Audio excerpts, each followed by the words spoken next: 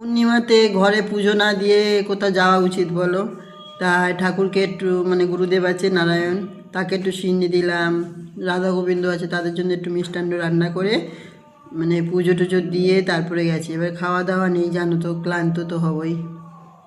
তা আজকে তোমাদের কাছে ওই জন্য আসতে অনেকটাই দেরি হয়ে গেল, কিছু মনে করো না। আর তোমরা যদি মনে করো ভাববো আমার কপাল খারাপ, ওই জন্য আমার বন্ধুরা আমার পুরো রাগ হয়েছে। চলো, সব বন্ধুদেরকে জানাই আন্তরিক প্রীতি ও শুভেচ্ছা। বন্ধুরা, তোমাদের এখন আর দুপুর বলতে পারছি না, এখন বিকেল হয়ে গেছে, 4টে বেজে গেছে। তা তোমরা সবাই ভালো আছো? আশা করি তোমরা ভালো আছো। বন্ধুরা, আজকে গঙ্গায় গেছিলাম, রায়পুরে গঙ্গায় গেছিলাম চান করতে।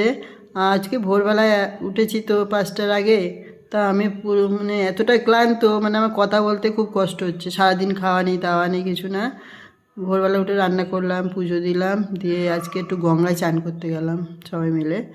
তা আজকে কী কী রান্না করেছি সেটা তোমাদের সঙ্গে আমি শেয়ার করছি। তাহলে চলো দেখাই কী রান্না করেছি। সাদা ভাত, ভাতটা তোমার দাদা করেছে, ভাতটা আমি আজকে রান্না করার সময় পাইনি। আমার বর তোমার দাদা আমার অনেকটা হেল্প করে দেয়, নাহলে একা একা এত কাজ করা যায় না। পাতলা পাতলা বেগুন ভাজা করেছি, মোটা বেগুন ভাজা করলে অনেকটা সময় লাগবে, তাই পাতলা বেগুন ভাজা করেছি। ডাল করেছি, সাদা জিরে লঙ্কা ফোড়ন ধনে পাতা দিয়ে মুগ ডাল। লাউ শাক চচ্চড়ি করেছি পোস্ত দিয়ে, আলু সিম দিয়ে লাউ শাকের পাতার চচ্চড়ি, মিষ্টি, আর কিছু না।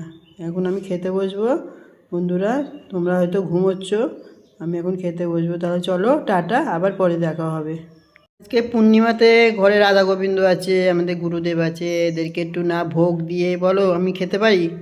তাই ওদের জন্য একটু মিষ্টান্ন রান্না করলাম, সিন্নি দিলাম, এই করে করে আজকে অনেকটাই দেরি হয়ে গেছে। তারপরে আমি গঙ্গায় গেছি, ঘরে ঠাকুরকে না পুজো দিয়ে সামনের দিকে ঝুলিয়ে দে।